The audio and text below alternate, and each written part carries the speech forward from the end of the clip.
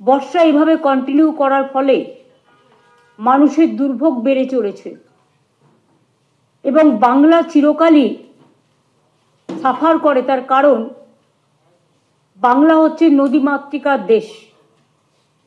নদী, পুকুর, সাগর,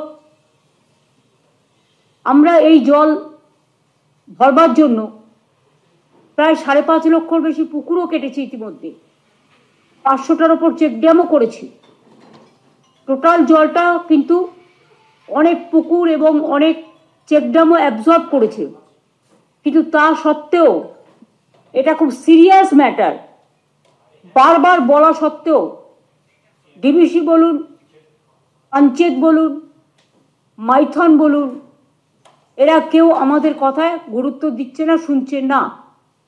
এবং কেন্দ্রীয় সরকারকে বারবার বলা হয়েছে খননের কাজ শুরু করতে, কারণ আমি যতদূর জানি ডিবিসিতে যদি ডিসিলট্রেশনের কাজটা হয়, খনন কার্যটা হয়, তাহলে কিন্তু 4 লক্ষ মেট্রিক কিউসেক, যেটা কিউসেক টন জল তারা আরো বেশি অধিক ধরতে পারে। এই পর্যন্ত গত 18ই জুন থেকে, খুব দুঃখের সঙ্গে বলছি এবং দুর্ভাগ্য হলেও সত্য, একদিকে বৃষ্টি হয়েছে, অন্যদিকে প্রায় 27,000 লক্ষ, ভালো করে সংখ্যাটা শুনুন কত জল ছেড়েছে, 27,000 লক্ষ কিউবিক মিটার। আবার বলছি, কেউ ভুল করবেন না, 27,000 বলে দেবেন না, 27,000 লক্ষ মেট্রিক টন কিউবিক মিটার, 27,000 লক্ষ কিউবিক মিটার, 27,000 লক্ষ কিউবিক মিটার জল ছাড়া হয়েছে 18ই জুন থেকে আজ পর্যন্ত।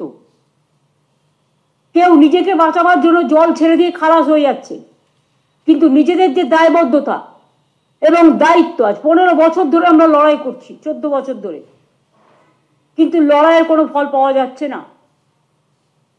আমাদের এখান থেকে টিম গেছে, অনেকবার দেখা করে এসছে, ইরিগেশন ডিপার্টমেন্ট বারবার বলেছে, আমি নিজে প্রধানমন্ত্রীকে চিঠি দিয়েছি, ইরিগেশন ডিপার্টমেন্টকে চিঠি দিয়েছি, আমরা আমাদের ইস্টার্ন রিজিয়নের মিটিংগুলোতে আলোচনা করেছি, নীতি আয়োগের মিটিংগুলোতে আলোচনা করেছি, কিন্তু কিছুতেই কথা কানে যাচ্ছে না।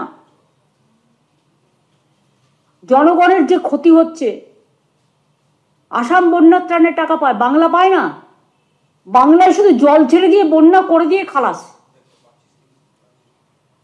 আর তারপর ভোটের অঙ্ক অন্য কথা বলবে, তখন সময়টা অন্য হয়ে যায়। আমি এটা বলতাম না, কিন্তু বাধ্য হয়ে বলছি, ভোটের অপর কাজ জনগণের সেবা করা। সেবার পরিবর্তে জনগণের পরিষেবা না দিয়ে নিজেদের পরিষেবা করছি। I am sorry to say.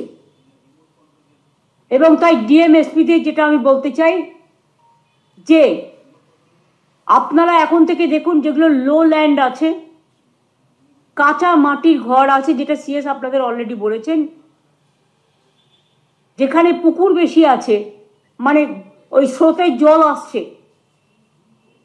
তার অন্তত বেশ কিছুটা জুড়ে, 1 কিলোমিটার 2 কিলোমিটার জুড়ে, কারণ যে রেটে জল ছাড়া হচ্ছে, কোন দিন আগে তো বামফ্রন্ট আমলে আমি দেখেছি রাত্রিবেলায় জল ছেড়ে দিয়ে মানুষ ভাসিয়ে দেওয়া হতো, কাউকে উদ্ধার করা হতো না, মানুষ মারা যেত, শয়ে শয়ে মানুষ মারা গেছে। আমরা এখন মনিটরিং করি বলে এটা লক্ষ্য রাখি, কিন্তু আমাদের কাজ হচ্ছে। আগের বারেও পুলিশ আমাকে খুব হেল্প করেছে এ ব্যাপারে। এখন থেকে ডিএমএসপিদের বলবো, সব বিডিওকে, আইসিদের, ওসিদের, কমিশনারেটকে, অল যারা অ্যাডমিনিস্ট্রেশনের অফিসার আছে, মেবি সিভিক অর পুলিশ, সবাইকে মাইকিং করে লো ল্যান্ডে যারা আছেন তাদের শেল্টার ক্রিয়েট করে, আশেপাশে যে বাড়ি আছে, রিলিফ সেন্টার আমরা কিছু কিছু অঞ্চলে করেছি, অনেকগুলো করেছি, কিন্তু যে যে অঞ্চলে রিলিফ সেন্টার নেই, সেখানে আশেপাশে পাকা বাড়ি কি আছে গভর্নমেন্টের দেখে নিন, দেখে নিয়ে সেখানে তাদের নিয়ে এসে রাখুন এবং তাদের রিলিফ দিন, যতদিন পর্যন্ত তারা বাড়ি ফিরতে না পারবে।